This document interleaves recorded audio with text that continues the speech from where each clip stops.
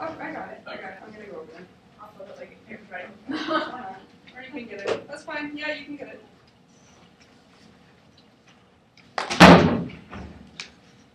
It's just a really small table. Yeah, that's why we decided to take the desk.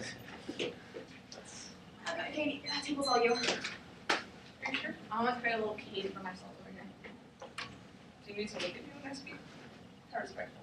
No, I was just trying to get something. Okay. Are you ready?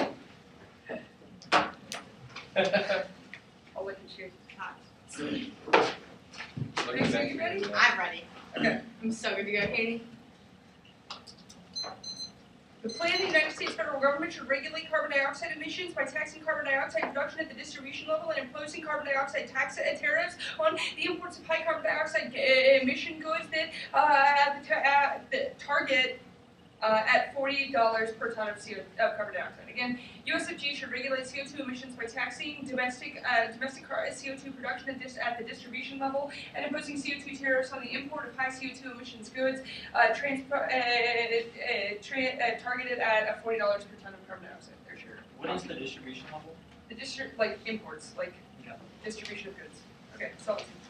First argument is normal means the WTO explicitly allows for environmental tariffs in instances like this, and the DOE would come up with industries that fall into a high CO2 category, and the tariffs would apply to countries with weak CO2 regulations like China, but would be unlikely to apply to places like the EU because they already fall within the CO2 emission limit means they would be very unlikely they would qualify for the high CO2 means. US CO2 consumption is at 25% of the global total, and we can't continue to push toward development on one of the countries. Only one is capable of stopping this. The level of steel, aluminum, petrochemicals, and fertilizer consumption, which are all CO2 emitting and high CO2 emitting industries. This aligns with international standards because the EU already has domestic taxes on CO2 that are about 30 euros per ton, which means we match international standards and towards warming. Harm's first argument is that CO2 emissions are high in the status quo. The US emits CO2 at a level of 19.34 metric tons per capita, China at 4.96, and India at 1.34. This has steadily increased since 2000. We are at 389.78 parts per million of carbon dioxide concentration in the atmosphere, and 400 is articulated at the point of no return, and a steady increase of about 2 parts per million per year. Within the next decade, we are likely to hit the point of no return. The atmospheric carbon dioxide concentration has increased 35% greater than it was in the Industrial Revolution. Solvency of the plan is a massive U.S. cut in emissions. This restores U.S. credibility. It restores our environmental leadership standard, which is the main obstacle in getting international negotiations regulated. We have to have a strong domestic policy in order to get international cooperation. The U.S. leadership is necessary for others to feel like they won't be at a major economic disadvantage against major economic power. The U.S. is willing to institute regulations as an absolute prerequisite to others following with similar policies impose. Ocean acidification. Between 1751 and 1994, the pH of the ocean decreased from 8.25 to 7.82. At this rate, this rate is at the rate of emissions that are happening in the status quo. This rate is expected to be doubled in the next 40 years. This is 100 times faster acidification than the last 20 million years. This is expected at a projection of 5% of the current survival rate by 2050 at the rate that we're going. This ocean acidification is particularly problematic because it is like growing agriculture and a bunch of poison. There is too much hydrogen, which means the plants are incapable of digesting the carbon. Means that plants can't grow. Also means that you don't have access to water because the water has too much hydrogen in it. Means that it literally poisons your body and every single cell of it gets overwhelmed. Also, it kills coral reefs, causes bleaching of coral reefs, which hold 82% of biodiversity. Means the extinction rates are incredibly like this. They'll likely cause cascading extinction, which collapses the ecosystem because you can't predict what is going to be a keystone species until you evaluate it retroactively. We kill enormous amounts of species. It is very probable that we cause enormous amounts of co-extinction rates because species are so independent on each other. This also collapses. The ocean acidification melts. The polar ice caps and warming melts the polar ice caps. Means that we cause coastal flooding. We're already starting to see some of the impacts of this happening right now. This would only get worse without the app. This means the resource war becomes absolutely inevitable as climate refugees move inward. There is no check on resource conflict because it exists in a period of existential instability, which means the nuclear conflagration is very likely. This would cause extinction because it would blow up enough sun to kick up it would blow up enough dust to blow up the sun, which would stop all photosynthesis, makes all life on Earth impossible. Preserving the economy preserving the environment does not rely solely on utilitarian capitalists. However, asking what right we have to destroy other species, it's a moral and spiritual question that shapes our sense of value towards the world. Evaluating this impact prior to their calculations, our relationship towards living beings sees reductive evaluations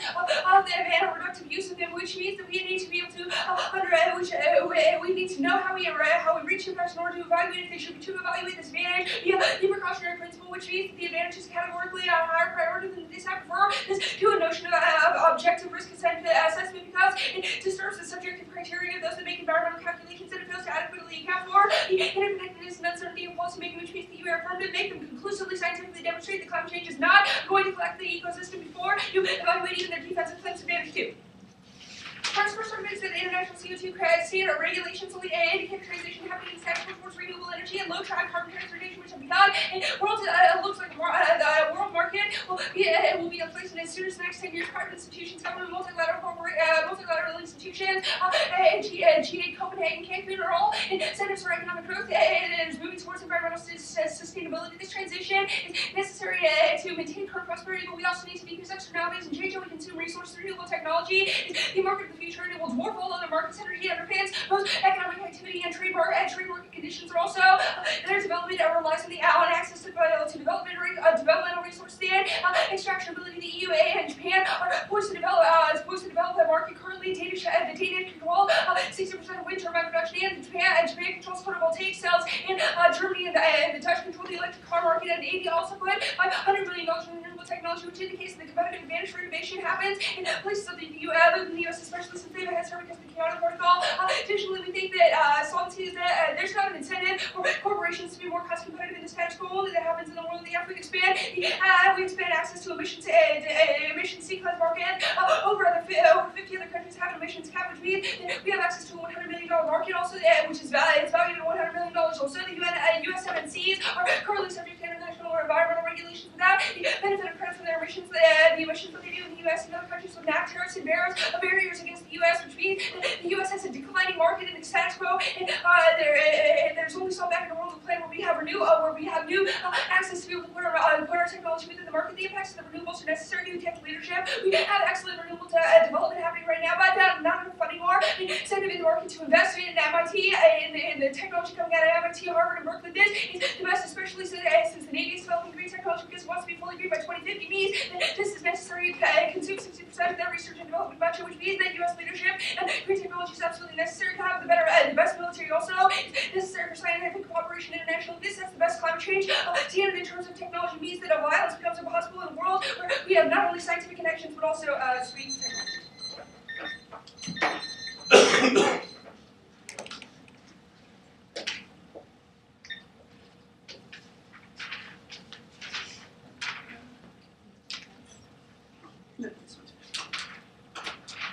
Yeah, so what legislation currently exists in Congress that would do your math?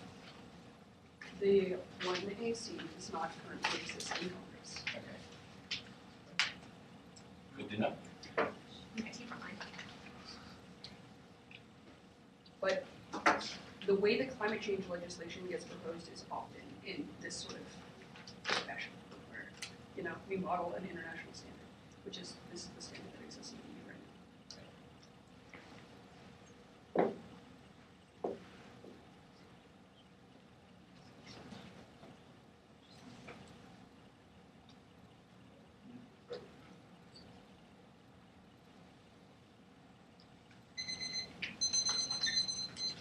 Okay, it's going to be 4 off, case in order. Do I need to stop the page? I have the normal means arguments right above advantage 1, so that's why I'm flowing those arguments. We get all text also. Huh? We get all text handed to us on this. There won't be one. Penguins. Pretty good? Yeah, how many did you say? Guys good? Okay. First, going to be top counting number passed. These points the interpretation passing legislation requires enactment of currently existing bill in Congress. The beast is the violation opposite the point of information doesn't currently exist. These points consider some years ground interpretation lacks the politics ability in order to link to the bill. We have literally no case arguments because we don't know how the mechanism will be using it. It unfairly expands their ground. Then here's the limits. We are definition of limiting their interpretation would literally allow anything that can happen that might limit gas that is unfair for the negative. We can never pick. These points voters fair education and operate without how the game will be himself. The next off is going to be decon. The ACE one years that we're covering is stable, little according to Gallup, little 100 years that unemployment is down, 0.22, 7.6% lowest it's been since 08. The maturity years the job creation index is up to 19 points, little 300 years that escalation of consumer confidence is the highest it's been in 5 years. From 40 years, this is rivaled by consumer spending, which has increased 13 points, $91 a day, which is key to recovery because money flow drives commerce that from years since recession. We are increasing healthcare jobs at 10.5%. The next argument that was going to be the least this states the economy that we're year the cost of energy limits. The charge time for CO prediction means that it's one of two things. Either it drives up prices because of the need to cover the cost and liability, and or shut down the production for the firms in return. Here's the new cap and trade progression in terms of this would cost $70 billion, puts the sixth largest economy on the planet out of business. The regulation would lead to the collapse. The number 30 years that tariffs kills trade argument. Here's the cost consumers more than the government its seeds allows for the trade to decrease as well as them to seek alternative markets. And probably creates a perception that the United States is not going to be willing to host future interactions with them forward. And here's the National Black Chamber of Commerce reports that the major new restrictions would cause a net loss of 2.3 to 2.7 million jobs by 2030, and this is based on the EU, which is equivalent to the 30 Per year till 2030. Yeah, per year till 2030 is same as the function of the stamp plan tax. The CESA one here's the internal links, the economy collapse goes global. This is evident by the 2008 Peru's. The United States decreased their economy and the international economy followed them. Sure, you can hear this is now. It's uniquely bad time because it's difficult in terms of the European deficit as well as the Asian financial crisis. This creates a unique condition for a double dip recession, which would collapse the entire global economy. This one is the impacts that economic collapse is probably bad leads to extinction of the modern years. This erodes interdependence, things war, economically feasible, it increases skateboarding nationalism, and causes country to lash out what happened in Germany in World War II. The number 2 argument here is that this is causes resource conflict. Is literally try-to-die situation which governments have to try to take their weapons, goes to nuclear arguments. Same arguments are making global warming. The next argument is going to be natural gas dissent.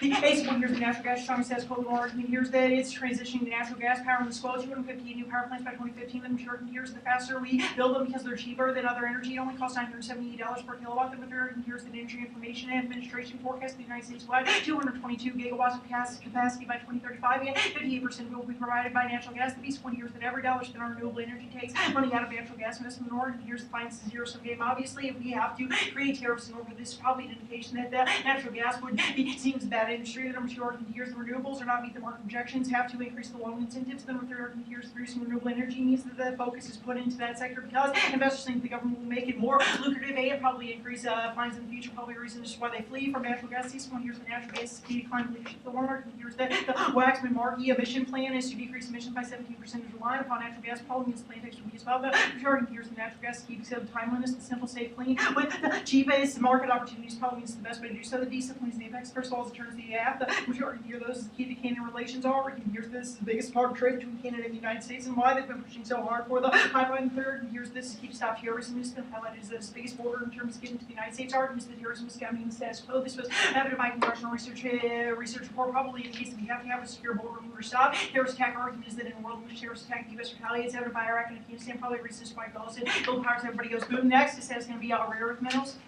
The ACE one here is that weapons are limited now and uses only for defense. Little more is a report by the General Accountability Office. China supplies most of the REMs and independent supply chain take 15 years in order to build up by the United States. And here's the same reports that even if there are new mines, the United States would not be able to start for years. And here's the United States is subject to environmental restrictions like Mountain Pass mining in California, which means that we limit the amount of rare earth minerals that we'll be able to take out of even the mine system or years that we use mostly for military systems now, like vanadium, cobalt, and gallium are all used in defense technology. The Beast points links to 100 years of study from the Joint Research Center of the European Union says that REMs are key to carbon capture, solar, wind, nuclear, and electric cars. All the reasons why we key to renewable technology in order to have the development they're talking about. The majority here's this risk of bottlenecking China control so much they can force a shortage in and do so to limit our military capabilities. The third here's there affirmatives make a rapid shift to green technology because of the tax code means the companies will have to make a shift. That is their argument in general. So the REM sector decons. C1 here's the REMs are key to military. The more here's key to hard power. Things like the M1A2 Abrams tank as well as the Navy destroyers rely on REMs not only for navigation but as well as their power structure. Probably means we don't have the ability in order to have a hard power. The majority here's the U.S. nuclear and missile regiment rely on REMs for trigger mechanisms as well as timing mechanisms. Means that we don't have any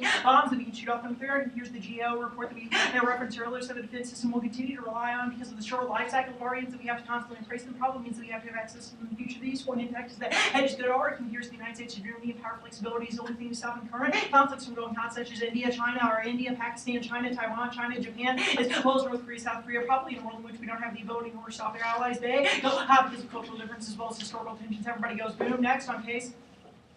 They make arguments about how this normally means WTO would allow tariffs. Argument here is the developing industries in China and India qualify with exceptions. This is what happened with the European Union. Probably indicates the tariffs would not happen in terms of India and China. The next argument, though, is on advantage one. They make arguments about warming. The first argument on warming is that there are alternate causalities. The IPCC said that the Earth is warming because of solar radiation and tilting the Earth's axis. The argument here is that Bloomberg said that China has been increasing emissions by 33% and India will increase by 57%, which means that even if you get access to the United States, other countries don't follow. They make bandwagon arguments which are laughable. The European Union did the same thing and nobody else followed. There's an economic incentive not to bandwagon in terms of this because they will make more money. The third argument here, though, is that 1,500 volcanoes emit 130 to 230 million tons of CO2 a year probably means it's not happening in terms of their arguments about the ecosystem being accountable. Our argument is that it's not true. Redundancy solves this back. 99.9% of all species have gone extinct on Earth probably means that ecosystems are independent and do not rely upon one another. Next, to make argument about ocean acidification 100 times faster, even if it's 100 times faster, it's talking about over 20 million years, probably reasons by the time frame of the ISADS is going to outweigh this. The next argument says that we don't get access to water. That argument is also laughable. We have filtration systems where even if we have a nuclear blast, we will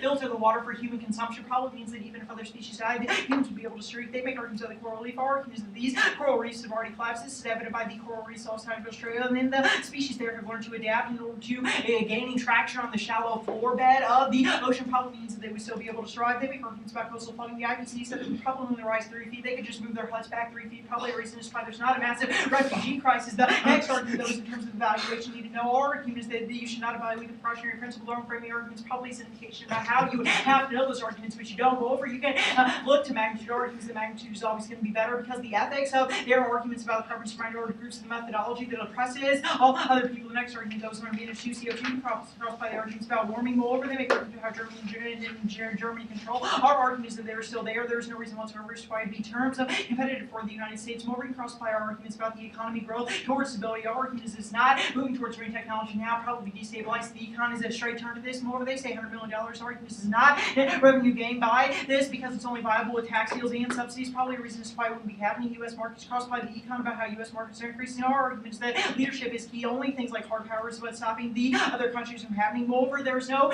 trade-off between green technology leadership and military leadership. There is no reason whatsoever as to why that would happen. Moreover, the REM internal link takes out this entirety. If we don't have the ability in order to have the technology in the first place, then there's no way that we would have the technology in order to give or share with others. Probably means that leadership collapses if we don't have REMs because we wouldn't be able to use them for alternative energy.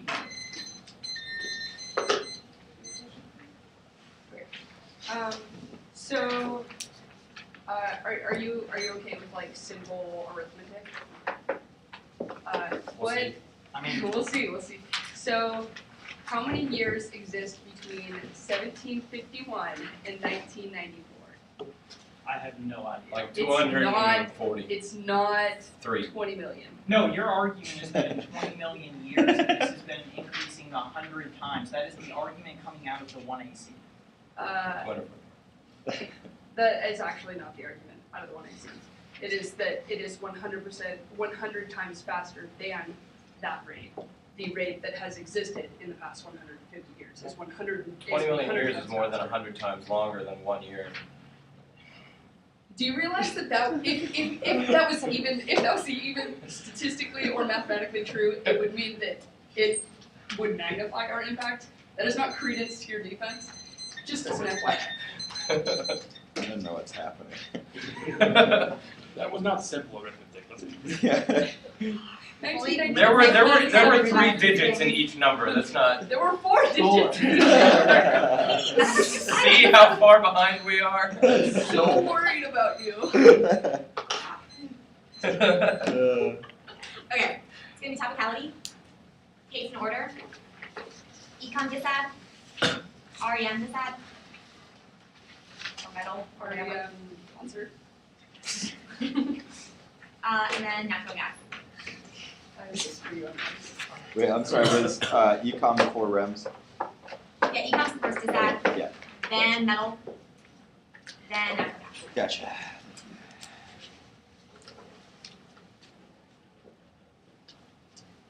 Anyone not ready? Where's that key? Okay, let's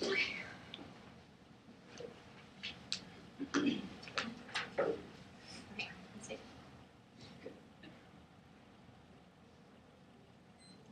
First argument is with the interpretation means that passive legislation means that it has to go through Congress and get a passive legislation has to go through Congress and get approved. Please articulate the various that are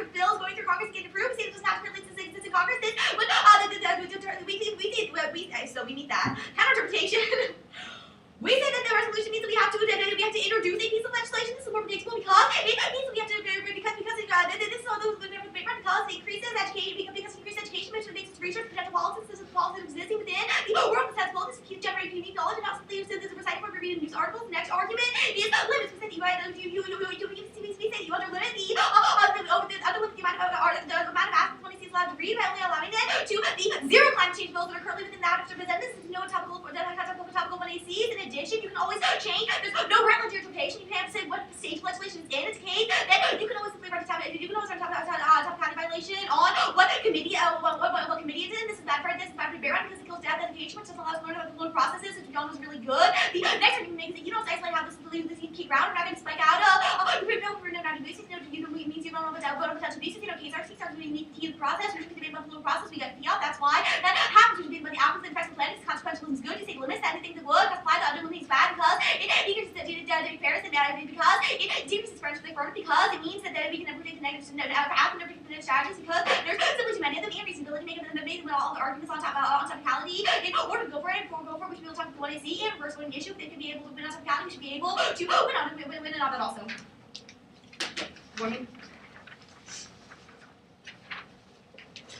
Use the alternative causality. These cases arguments in what I see are very specific to say that the angles of what I see works changes the global market for great technology and changes the way the international economies function because we are implementing policies in WTO. This means we're capable of creating overarching change. We address the next time we make solar radiation. We say solar radiation isn't as is happening in the world want to see. Can you isolate specifically that something that's revolutionary, the increase in our third specific scientific peer-reviewed studies that are showing the increase in that what?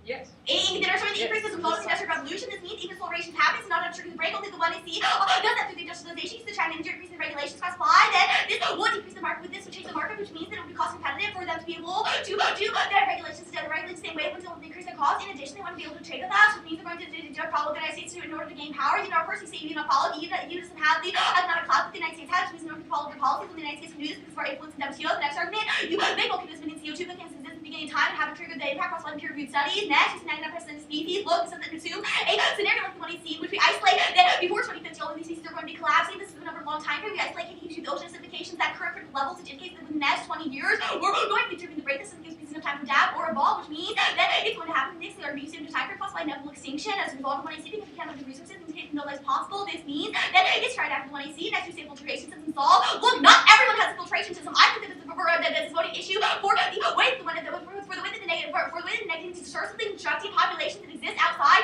of the Western economic system as being purple societies that are incapable of adapting to change, as well as societies that are societies that assume that they have the advantage that the has and say that this creates bad policy making because it allows them to stabilize individuals and kind of voting issue. Next time you say corporate started class, this isn't true. We articulate 8% species and they've been able to rebuild across my time right above. You say shallow beds. This does give them time to adapt, which means that this species simply go extinct because of reproductive capacity and change and stuff. Next you say move our huts back there to the crossplay RBI. Crossplay, this is just bad policy making. Using magnitude is that we're controlling the internal limits. We're controlling the magnitude. In addition, our advantage too is we're showing why we're capable of controlling the internal limits of the economy, which is going to solve the cost of this ads. I'll get there now. Advantage two.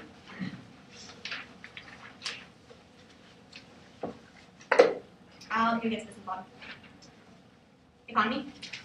First argument is making sure these claims are indicative of the February statistic being pulled off of Google Reader. This is indicative of what the economy is going to do in the future. We isolate that manufacturing did 0.44% in January, 4.4% in January. It only increased by a slight margin in February, which is enough of a rebound. Indicates the manufacturing is increasing that scope because no one invests in technology because they don't know what the United States is going to do because they assume all the time the regulations are coming, but they don't realize the regulations are going to be. In addition, consumer confidence is using consumer confidence high to treat the fact that sequestration is coming. This is predicting what consumers are going to do as a result of this because they don't think the government's going to be able to do it in case the consumer confidence is going down with the world status quo. Next, on the debate, the use of the cost of energy increases prices, and the cost of the economy, unfortunately, we can show a slow increase in prices, which is going to be able to be like the market's going to be able to adapt to it. In addition, the market's going to be able to adapt, the market's going to be able to adapt to it. Doesn't trade the links to the data.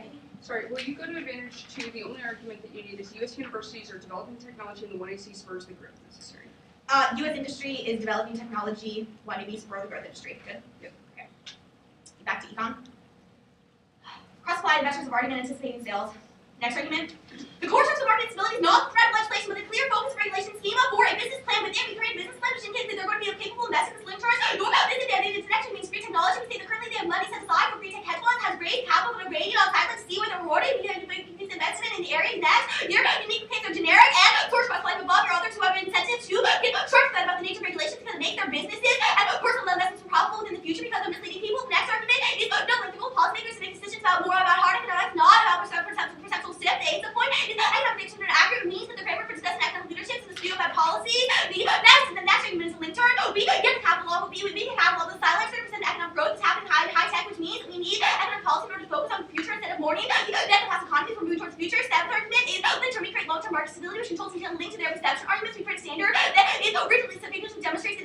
peace of point is your group's aspirational standards and gender perception, sentiment, sensitive energy, and making. The next argument is internally defense. Even though in the short term it's downturn, that's good because the economy growth requires a field of opposition, which only risks slow to the outcome growth until we can grow to happen in the green environment and economic plus and there's no double perception when the yields go down when people simply buy United States T-bills, which decreases the yield and the investment thingy, which means that the goes up.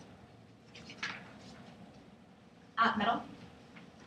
Terminal link defense. If the United States is using these REMs in order to build a military, then China is definitely going to shut off the military, shut off REMs and military development within the future means that means happens with the world has closed. The next segment is no link. We say the market checks if you the market's capable of checking because if REMs are cut off, people know this and are going to be investing in the possibility that this will happen because alternative types of alternative energy that the industry and then the industries and universities are capable of developing. The next argument is hegemony conflict. The first argument is that North Korea within the South Pole prove when the United States builds up their military technology simply causes a country to have built their military technology in order to keep status with us. I think there's a possibility for them to get raw materials that are more unstable, like cobalt instead of like cobalt, and get it from that.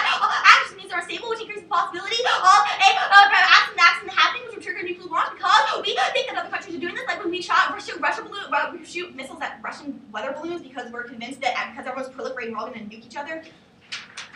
Also, we just started an enormous amount of REMs in the ocean beds and our EEZs. We are about to begin the mine and it's status quo, so it's not that different. Natural gas.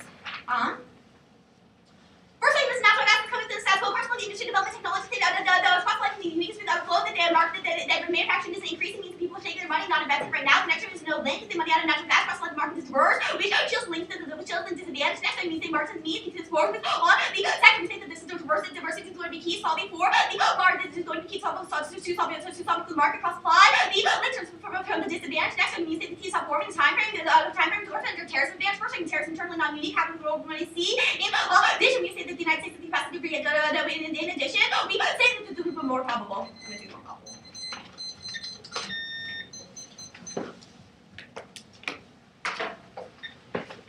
Where did we discover the REMs? On the edge of our EEZs off the Pacific Ocean. Where? Pacific Ocean. In the EEZ or outside of the EEZ? Just on the edge of the EEZ, we were having a bunch of oil tank.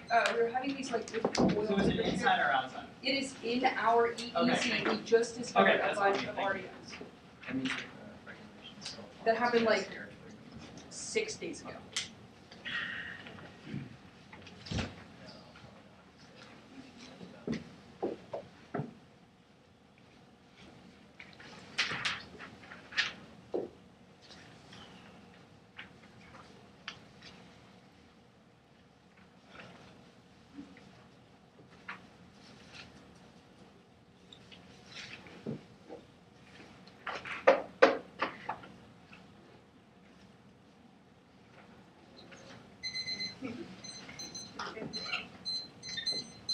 The order will be topicality, weird, then natural gas, then REMs, then advantage 2, advantage 1, and then the econ.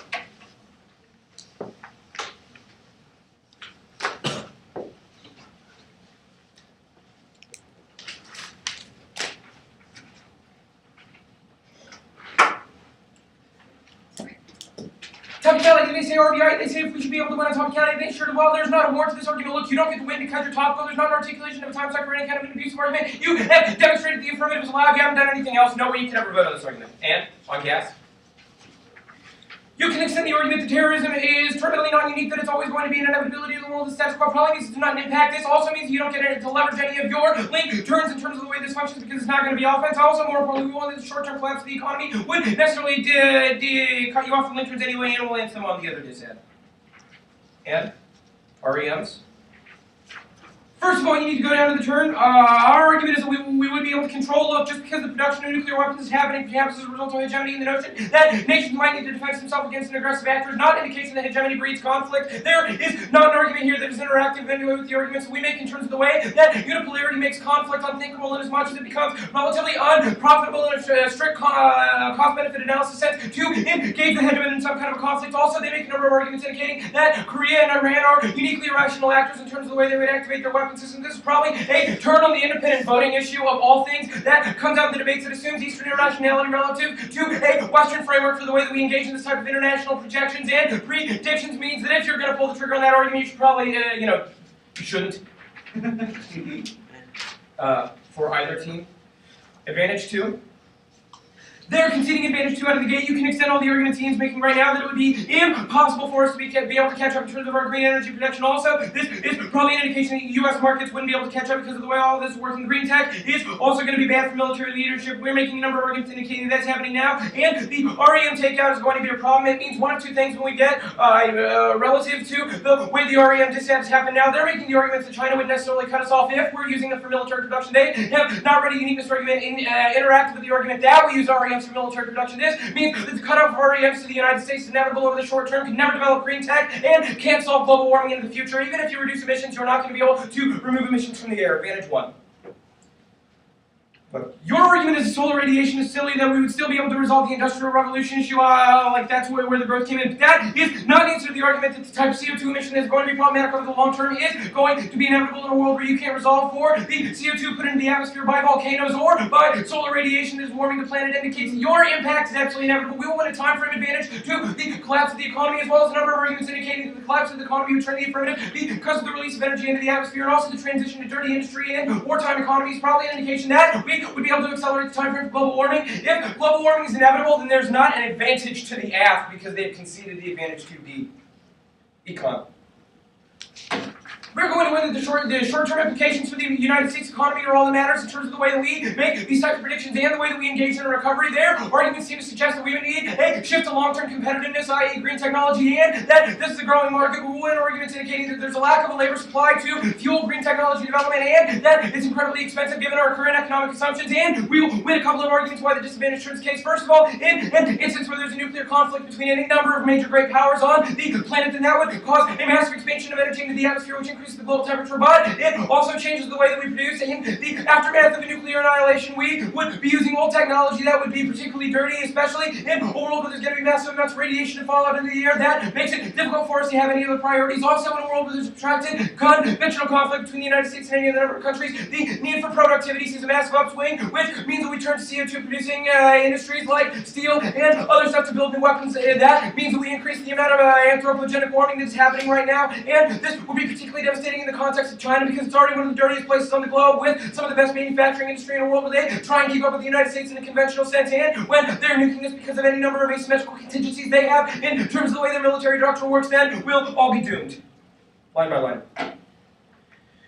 First, you say that the uniqueness arguments are only indicative of what's happening in February. They don't discuss long-term projections. Our argument is that this is a question of trending. It is not a question of economic growth in a world where there's a stable economy. Rather, it's a question of continuing the recovery of the economy after the collapse that occurred in 2008 and the relative weakness that provided us in a world where this is a critical issue for a number of countries. That necessarily means that we have to maintain any positive trends that are happening right now, and this has been, and we are subject to all your other arguments because it's happening over the long term. And our next argument is the manufacturing is going to manufacturing dips don't matter because they're stationary right now, probably because of concerns like the things that are happening in the affirmative. The link evidence that we read in this debate seems to indicate that there is concern on the part of the industrial sector in terms of what's going to happen. This would be the straw that broke the camel's back, probably means you're on the brink. Also, that is less important than a number of uniqueness arguments we make in terms of the way that consumer spending is implicated because it drives the economy. With consumer spending continuing to go up, that would necessarily mean an increase in manufacturing, which resolves all those questions. And job creation is critical because it means that manufacturing is simply waiting on the access to new labor, which is plentiful in the status quo for the types of industries that we are talking about, but does not exist for green technology industries, which is the reason why we're comparatively better on this question. Also, sequestration is not going to be coming. They assert this without a warrant. Our argument is historically sequestration is the type of thing that we just kick the can down the road because it is politically untenable for both sides in terms of the way that we've cut defense and in terms of the way we've cut social spending. This is not going to be a thing that's going to restore confidence in the economy. It's only going to push farther down. No reason that would outweigh or that it implicates. And your next argument is the slowdown of the price indicates that there would be no link. Our argument is that this is a projection of the future. We're saying that there would be a massive increase in energy costs over the short term, which is a link argument that is conceded. What we tell you is that one of two things happens. Either you have to increase your prices for consumers because of the increased costs that you have to put into your energy production, or you simply can't produce, which means that there will be a shutdown of jobs, less consumer spending flows into the economy, and that causes a collapse in the confidence that's happening right now. They say we can't make long-term predictions about the economy, we can make questions in the short term that seem to be relevant. There's not an implication that we would have a collapse inevitably in the future if we continue the status quo, so we are comparatively better on this question. Next, they say the United States universities are developing contingencies for this. Our argument again is in the short term, we're talking about a collapse in the economy over perhaps the next 6 months relative to at least the 4 years that you would need to establish any of these systems, and you say that investors are relatively stable because they see it's happening. That is probably an indication that the status quo would be able to solve for green technology, not an advantage to the affirmative, and it doesn't implicate the short-term cost. Also, you conceded the number 2 argument that there are already cap and trade programs in California which are estimated to cost the state $70 billion over the short term. To pile on top of that would be absolutely devastating for the 6th largest economy in the world, probably implicates the U.S. economy, which would in turn cause a cascade of economic collapse throughout the globe. Next argument is you say there's clear focus on legislation. That means the business. And once again, our California arguments assume this, and you say,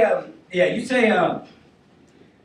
say that they're hedging against us. Once again, that assumes difference. You can extend all our link arguments. Also, you've conceded that tariffs are bad because they make it impossible for us to have trade. There would be a downturn in consumer spending that is not recouped by the increase in excise tax revenue on the part of the government. It means there's a collapse of the economy. Also, that is the internal link that we need to the erosion of trade and interdependence. Then they say that this is just another reason to why this would necessarily happen. I think that's probably an indication too. You don't have any arguments indicating the double dip recessions right now. You say that the economy is an indication that it wouldn't participate. That is not a rational answer. The economy is absolutely devastating in terms of the way that ties countries together, and you say turn 30% growth. Our argument is that the labor market is too small in terms of skilled industry that would be necessary for green technology. This is why we're asking for an increase in H-1B visas, but they're not coming in the status quo. And you say turn perception. Our argument is that this link turn magnitude is relatively low compared to what we're isolating in terms of the success of the economy and also the short-term damage that we've done because of the perceptions. The perceptions are absolutely critical because those are the people that make decisions. And you say that our authors make bad assumptions for 70 years. They have the same type of thing that they would have to deal with.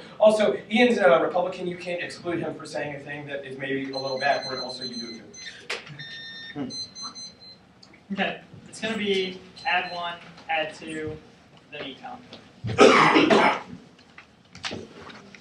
Everybody good? It's going to be mostly overview-ish. I would float on a different piece of paper or a different tab. Okay. Everybody good? Okay.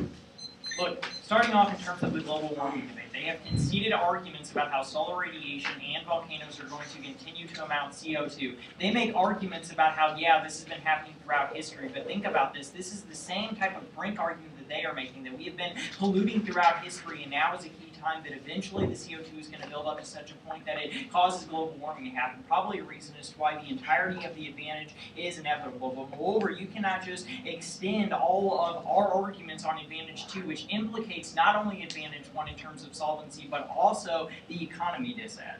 So go to advantage 2. The one argument that I think is extremely important here is that this is not a revenue gaining scheme for the United States, that it is only viable in a deal with tax deals and subsidies. This does 2 things. First, this is a link fuel for the disad, but it also means that there's no solvency for the affirmative because it probably means that people don't transition to it, especially the other industries like China and India, which will continue to pollute. Moreover, I think that there is enough defense here in terms of historically how this happens, and I think that the econ is a pretty straight turn to this also in terms of time frame. They try to make fun of our math skills, but I think that the effects of global warming are going to happen way far in the future, whereas we are making arguments about how the short-term collapse of the economy will probably lead to a nuclear war, and that radiation is probably bad for the economy, just like CO2, if not worse, as well as arguments that when economies devolve, even if we're not getting to the complete collapse, that they increase the amount of emissions that they have, which is problematic for them because even if they're winning defense on the econ, it's still not enough because it's still a link turn to the affirmative. Go to the disad map. Look, I think this argument is fairly intuitive. It's fairly simple. They're going to charge $40 per ton of CO2. This is bad in 2 ways. Either the businesses have to pay for it because of the cost and liability, or that cost is passed on to the consumers who currently don't have the financial support in order to back that. Either is an internal link to the rest of our disad. But more importantly, they are conceding our number 2 link, which is about the California state economy. That means that all of their arguments about the national economy and whether or not people will buy T-bills is not responsible responsive to the collapse of state economies, which will then collapse the government's economy. You cannot sell T-bills from California, which is probably a reason as to why you can vote on this, regardless of all of their arguments, because they don't apply to the specificity. But even if you want to look at the analysis that we're giving, first of all, just saying that our statistics are from Google is not true and is probably not indicative of how warranted they are or a reason as to why they are predictive. We are making a number of predictive claims, such as the consumer confidence, as well as arguments about job creation, probably indicts the future of the economy. Moreover, saying that it is inherently unpredictable is the same argument that everything is unpredictable in the world and we cannot tell the future. Moreover, their arguments in terms of how the economy functions operate in the exact same way.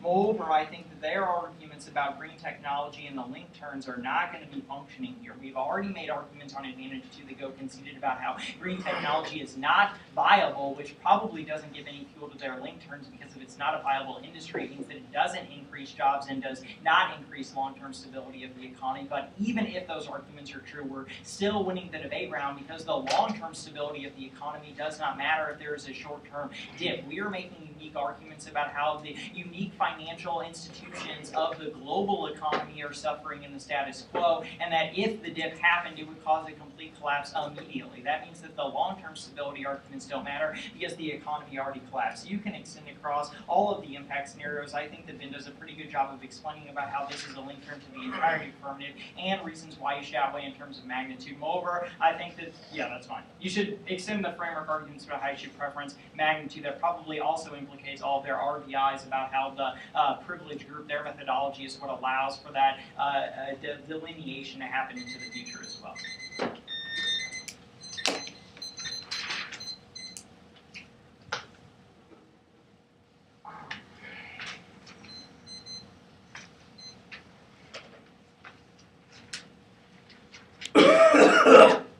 Cute.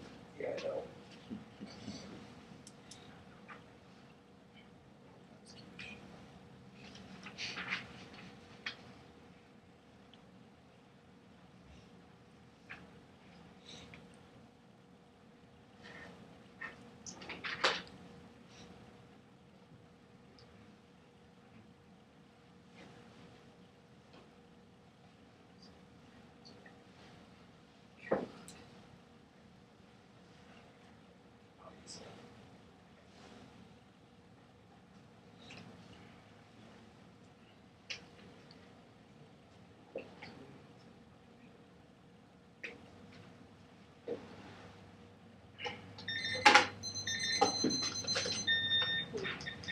It's going to be Advantage 1, and then Advantage 2 discussion will happen, Advantage 2, but most of the discussion will happen in terms of the dissent, which will happen after Advantage, or Advantage 2.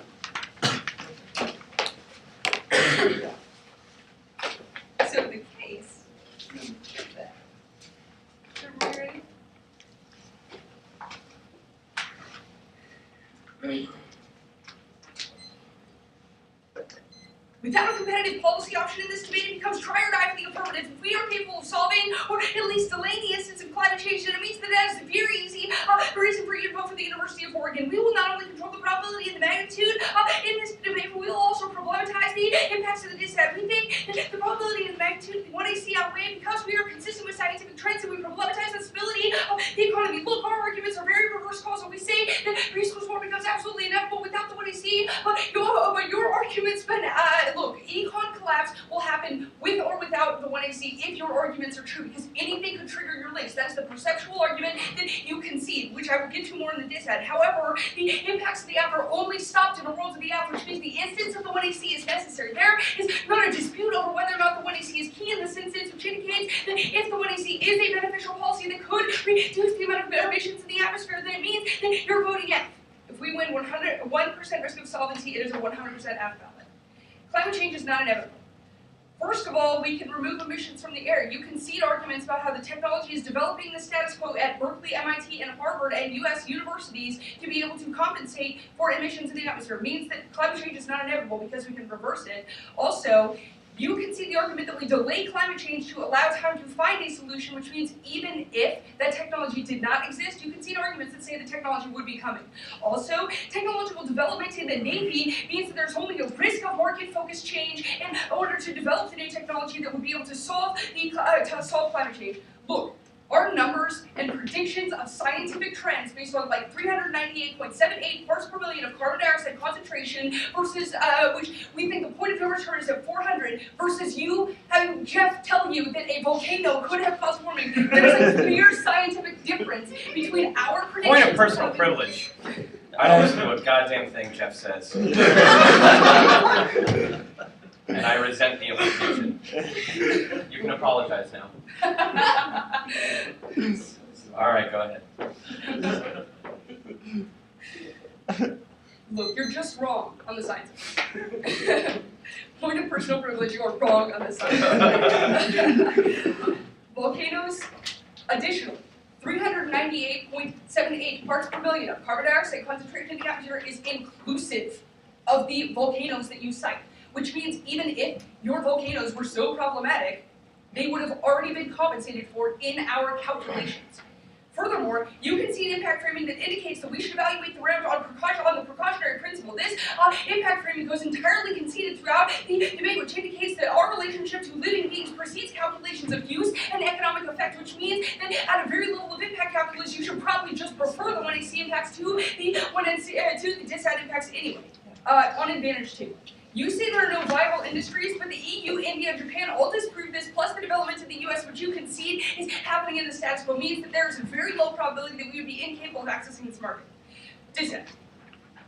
The 1AC is capable of generating jobs through market diversity and through developing our green market. You can see arguments, you can see warrants on advantage 2 about how this creates more competition with the 1A in a world of the 1AC, which means the 1AC solves the question of the internal link to the DISAD because we create the jobs that you say are lost in a world of the app. We say that these jobs are created through a new diverse market, which means that we get access to long-term economic incline versus the loss of jobs that you cite, which is inevitable. We say that inevitably the market will transition, that now is key because we only have a decade before climate change hits the point of no return. This makes the 1AC timeframe absolutely necessary before climate change becomes inevitable. Furthermore, we say that the loss of jobs that you cite will inevitably happen in a world where climate change transition to new technology is inevitable, which means that all of the DISAD impacts are inevitable as these jobs are lost. However, the amount of jobs that are gained in a world of the app means that we're able to compensate for the DISAD. We solve the internal link. Also, your admission of a small labor market for green technology, which I believe is the MO number 6, indicates that the magnitude of growth possible in a world of the 1AC risks an internal link turn of the DISAD because we create enough jobs to be able to compensate for any economic loss in the short term. Furthermore, you concede a no-link argument that says that the role of policymakers is to make decisions about hard economic instances of economic effect. This means that they don't just go off perceptual whims. This is probably why they are economists and you are not. Because you don't know how to make economic predictions. You hardly know how to do math if you know how to do that at all. You would not evaluate the DISAD impacts with high probability because it relies on their predictions are called into question based on the economic trends that they cite, which we think are wrong. Look, the 1AC is capable. If you think that climate change technology, climate change technology does not exist now, and the 1AC spurs growth, which means we create the jobs that solve the internal link to the DISAD, or the technology does exist right now, and we're the only ones with a risk of solving warming. Either way, they concede an extinction in level scenario that can only be solved in the app because they don't need a calculator. Because they're just quote songs. Now's the time. Yeah.